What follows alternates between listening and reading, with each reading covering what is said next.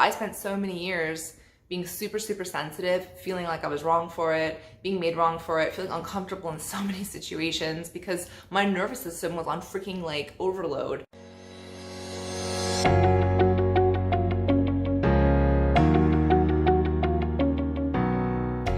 Hi, I'm Nicole Justine Reed, and maybe you've heard the term HSP before, highly sensitive person, and maybe you know what it is, maybe you don't, maybe you identify yourself as a highly sensitive person, or you just kind of think, oh, I'm sensitive, or maybe people have told you that you're sensitive. But being sensitive is kind of rough and also kind of cool. And I know this because I am a highly sensitive person. I've always been really, really sensitive about a lot of different things, both with my physical sensations, which I'll go into in a sec, as well as energy and emotions and just everything. It's almost like my antenna is just like heightened to a really large degree, and I feel the world differently.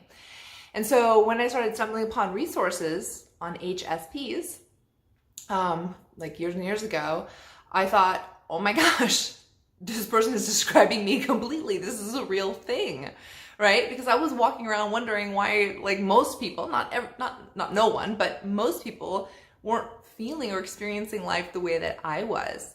And so then I felt like I was wrong. And it turns out I'm not wrong. Big surprise. We all have our own perceptions of reality, which are all totally valid.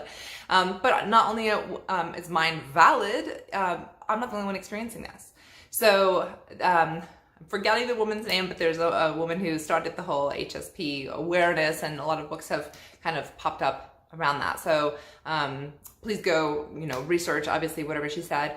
But I wanted to just share my own personal experiences, because I always find it helpful, if somebody is experiencing something that I'm experiencing, and then they share with me valuable tips on what makes their life better, then I can really learn from them. And so I thought, hey, maybe I can share this with some other sensitive folk out there, and maybe offer you some tips that have been working for me that could really work for you, because man, like they've really helped me.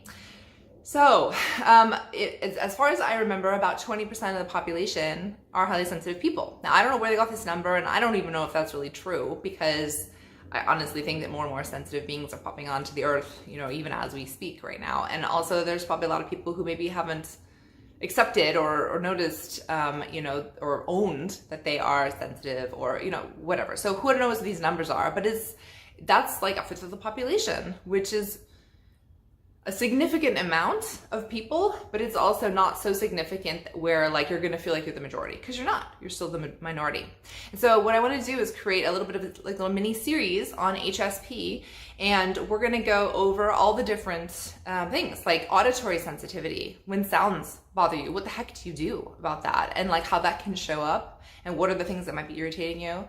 Same thing with visuals, with lights, with like, how do you handle light sensitivity? How do you handle touch sensitivity? I mean, we're touching things all the time, right? And sometimes it's just like, whoa, too much. As well as smells. Smells are like bombarding us constantly. So what do you do with that?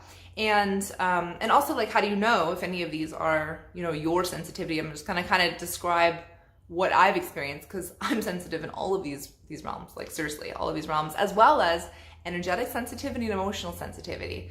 And I don't know if those are classified as HSP, but I'm not going to go with whatever scientists or researchers say. I'm going to go with what my personal experience is here and share it with you, because I'm just hoping this is going to be valuable.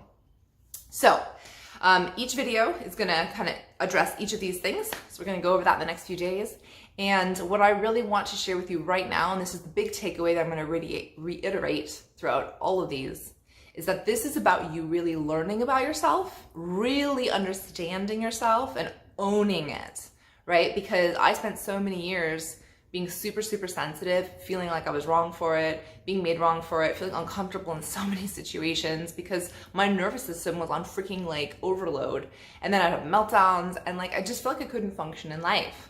And it wasn't until years and years later where I started to kind of have my own back more, learn more about myself, know what I needed, and take care of myself. And so that's what all of these, all this information is going to be about for you, to help you on your journey, hopefully in some way. So the more you understand yourself and the more you can have confidence and courage and be brave about having your own back, which is what we're all working on in this world, I think, to some degree in various aspects of our lives, then you can also teach other people what you need from them and how to operate best in relationships and in different environments so that you will get your needs met too. Because not everyone's going to have the same needs that you have. And so it's important that you know what your needs are, you own them, and you stand up for them, and you teach people what you need. So this is our kickoff to the HSP series, and I will see you in the next video. For which one should we do first?